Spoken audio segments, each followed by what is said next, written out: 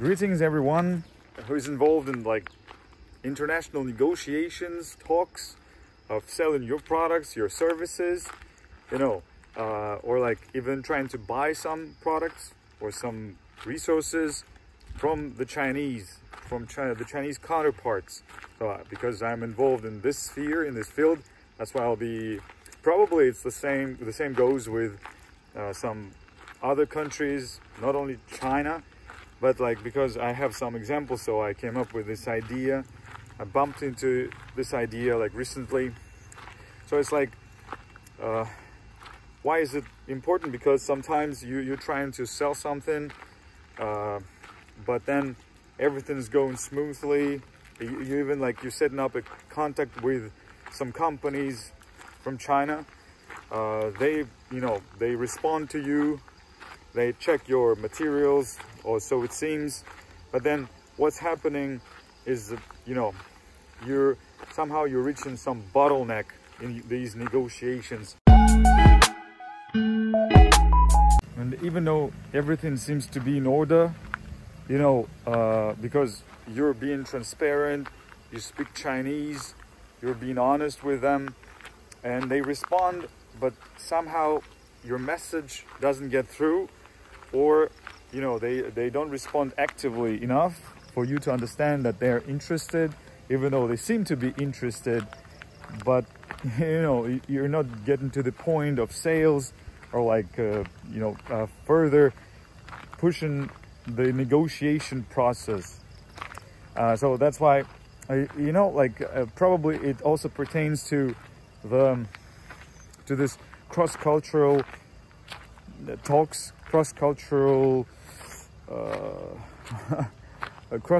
dialogue between different nationalities, because you see, even though it seems that it's just like it's very normal, you're being you send all the details about your company, all this maybe tax information, registration, your certificate of incorporation of your company, and you think that would be enough for them to check you, do some due diligence, etc.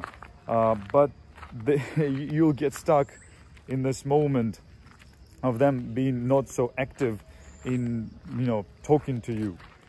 And why is that?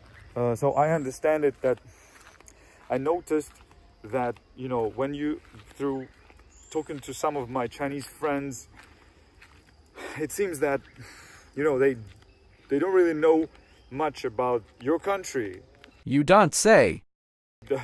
No matter what country it is, even if it's like, for example, maybe they understand something, they understand the States, maybe Germany a little bit, but in general, sometimes they're not really aware of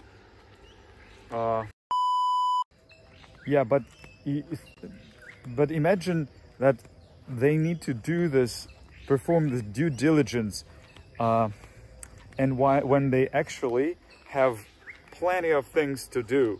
They actually have a lot of offers from other companies, from also like the Chinese, also their comrades, right? So what will make them be focused on your offer if you're just like one of many? So, and sometimes they even like when you speak Chinese to them, you communicate, and they even might praise your Chinese speaking ability or writing ability. Nowadays there are many foreigners who speak Chinese rather well. Even sometimes foreigners, they use ChatGPT or some other neural links or AI, some programs, or like even Google Translate. So you can fake good command of Chinese. You'll get into this bottleneck when you're trying to do everything possible. Sometimes it's not enough, or very often it's not enough. It's just like being outside of their scope of their vision. They cannot see you, and so what's happening is it's very hard unless they are very interested and you got into the point or into the moment that they were looking for some services that you're offering them at that very moment, and you you went there, and so you contacted them at that very moment. So they might be interested in talking to you and getting some more. When they have this demand they need, they would contact you. I'm tackling this problem of like the importance of meeting in person, of personal meetings with the Chinese. Maybe it's like it's very common for many people from this sales field or buying, purchasing agents. Maybe that's what you do, guys. I don't know. So, but like I'm not like very new in this field, like, but I've been doing this for a couple of years. But because of this, the pandemic, you know, the borders were closed, and a lot of people, a lot of businesses, they got used to, you know, negotiating online without going anywhere, you know, or being satisfied with online talks. So even sometimes when you start working with someone for some company, they also assume that that would be enough for you just to be online, because they don't want you to, they want to spend extra money, something extra for you to send you to China, or, you know, to to book the hotels and everything, apply for a visa, etc.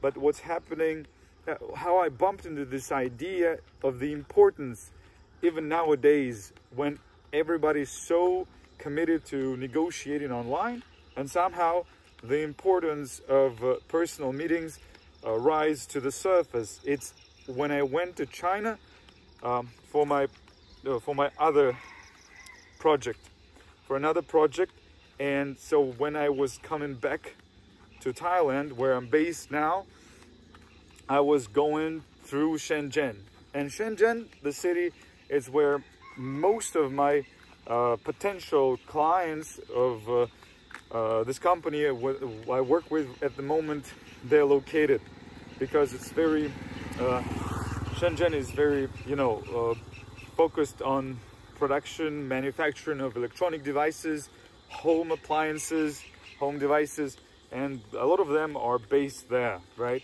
So I just like decided I'm going through the city anyway. So I discussed with my company, and they suggested, they supported me somehow a little bit with accommodation there. And then I talked to some companies from Shenzhen where I already had the contact with them, but they were not very willing to continue negotiations with us. And once I told them, you know, I'm flying to Shenzhen, or I'm going to Shenzhen by train for a few days, I'll be there, let's meet up, you know, and they were very active and very welcoming. In the end, you know, I met with a few companies there. Just like for 2 days, I met 3 companies.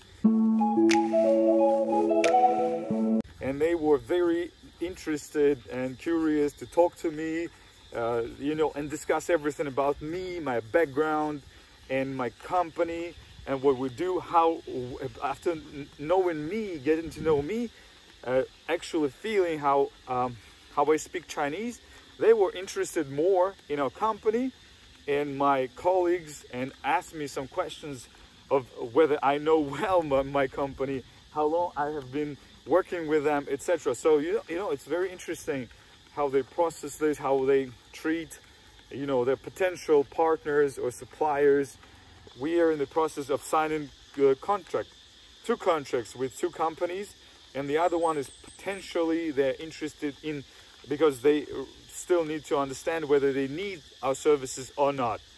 So basically, that's my takeout from this experience of, you know, personally meeting some companies. And I'm just like, you know, I'd like to hear your suggestions, your experience, guys. Maybe, you know, we can have some talks, some dialogue on that. And I would be interested to hear, you know, from some of you. And this is one of my first videos on this channel. I'm just giving it what I can at the moment, just, you know, being impromptu, something like that. So until the next one, looking forward to hearing from you, your opinion. Yeah. So this is, you know, just enjoying the sunset. Okay. See you guys. Making it raw.